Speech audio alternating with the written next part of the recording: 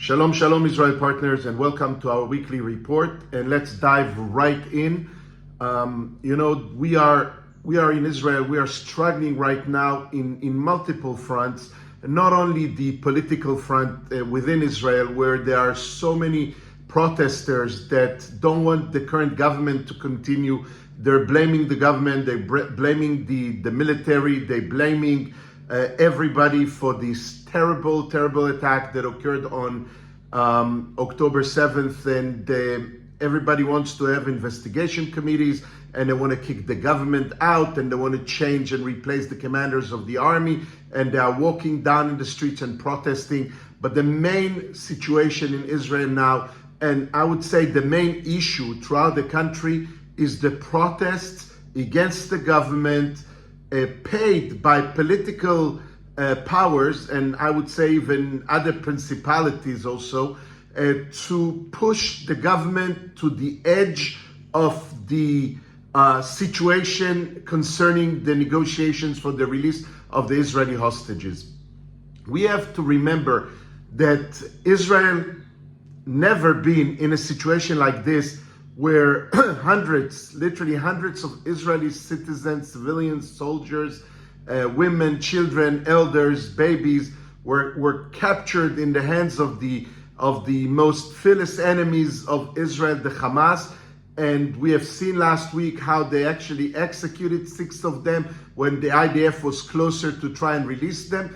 And this situation is putting a huge burden over the government, but also their families of these hostages, together with hundreds of thousands of Israelis, wants Israel to literally surrender to the terms of Hamas and release thousands of and hundreds of terrorists with blood on their hands, and stop the war and lose everything that we have achieved right now, and literally waste the blood of the Israeli soldiers that already been spilled to bring us to where we are right now, in a place where we can put military pressure over the Hamas. They want us to surrender and give away everything so these hostages will be released.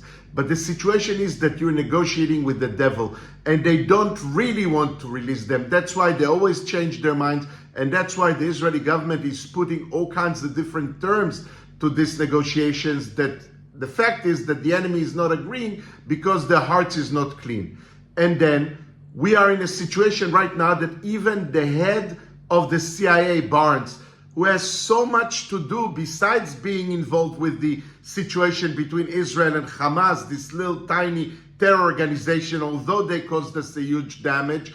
He has the whole world on his plate, as you can say, but he's focusing on that, on these negotiations, going back and forth from the US to Qatar, from the US to Egypt, just to come over to this area and put more and more pressure over Israel. It makes you ask yourself, why is that?